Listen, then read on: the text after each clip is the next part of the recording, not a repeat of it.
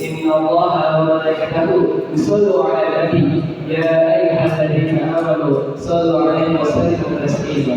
Sallallahu alaihi wasallam. Pertama, dan yang akan terus diutamakan adalah sama kita panjatkan puji dan syukur kita hadirat Allah Subhanahu wa taala. Yang mana berkat rahmat dan nikmatnya kita dapat berkumpul di tempat ini dalam keadaan sehat tanpa kurang suatu apapun. Salawat beserta salam semoga senantiasa dan sudah dilimpahkan kepada junjungan kita semua, kepada Habibana wa Nabiyana Muhammad sallallahu alaihi wasallam, kepada para keluarganya, kepada para sahabatnya, dan kepada kita sebagai umatnya yang kelak akan mendapat syafaatnya di yaumil qiyamah nanti. Amin amin ya rabbal alamin. Hadirin yang berbahagia, asatidz, teman-teman yang saya cintai dan saya hormati, pada kesempatan pagi yang cerah ini izinkanlah saya untuk memberikan sebuah khutus singkat, yaitu mengenai uswatun hasanah. Jadi apa itu uswatun hasanah? Uswatun hasanah itu adalah teladan yang baik bagi seorang muslim. Tidak ada teladan yang lebih baik untuk ditiru selain Nabi Muhammad sallallahu alaihi wasallam. Tidak perlu kita ulang lagi betapa hebat dan mulianya serta agungnya sifat dari Nabi Muhammad sallallahu alaihi wasallam. Beliau maha rela mengorbankan dirinya, beliau rela bersusah payah, beliau rela berkeluh keringat dan lelah hanya untuk kita sebagai umatnya. Beliau rela menuntut kita. Beliau padahal diberikan oleh Allah kesempatan untuk masuk surga. Namun apakah beliau menerima itu? Tidak. Beliau menuntut kita semua umatnya untuk masuk bersama-sama. Kita dapat melihat dan kita dapat, mungkin kita tidak dapat membayangkan secara konkret seberapa besar cinta dari Nabi Muhammad SAW. Namun yang dapat kita pastikan adalah Rasulullah SAW memiliki cinta kepada umatnya melebihi cinta kepada dirinya dan bahkan kepada keluarganya sendiri. Lalu dilanjutkan dengan hal apa saja yang bisa kita pelajari dari Rasulullah SAW. Jika saya jabarkan semuanya, maka waktu tidak akan cukup. Maka saya akan ambil dari hal-hal dasar yang mungkin kita semua sudah tahu, yaitu ada di 4 sifat wajib bagi Rasul. Yaitu yang pertama sifat jujur. Rasulullah SAW dikenal sebagai sosok yang jujur. Beliau bahkan dipercaya oleh banyak kalangan di Quraisy pada saat itu untuk diberikan dagangannya. Karena apa? Karena beliau adalah orang yang jujur. Beliau adalah orang yang apa adanya. Jika pengeluaran hari ini sekian, maka beliau akan menjawab sekian tanpa mengurangi ataupun menambah tambahannya. Lalu sifat jujur juga dapat memberikan banyak dampak bagi kita. Salah satunya dampak bagi kita yang paling terasa bagi kita adalah disegani oleh banyak orang. Sifat jujur terkadang dipandang, ya mungkin dipandang apa sih sifat jujur, terlalu jujur seperti itu.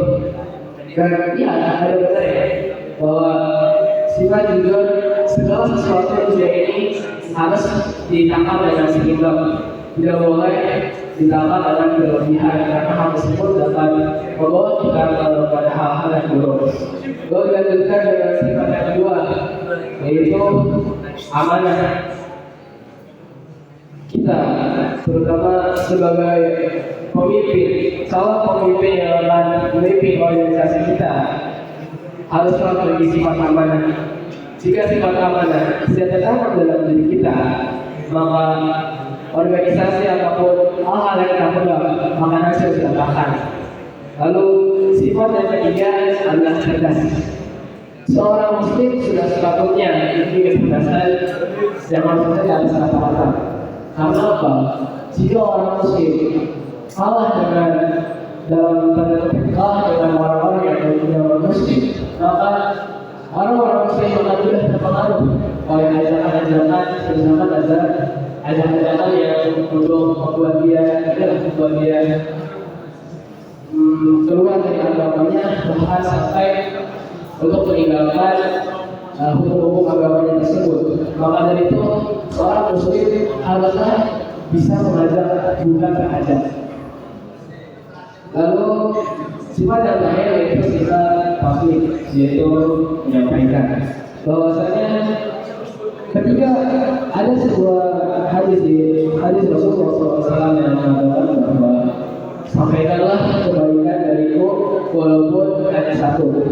Beliau telah membagikan. Ini pun termasuk dalam amar ma'ruf nahi munkar. Kita mengajar kepada kebaikan dan dijauhkan melarang memperingati kepada keburukan.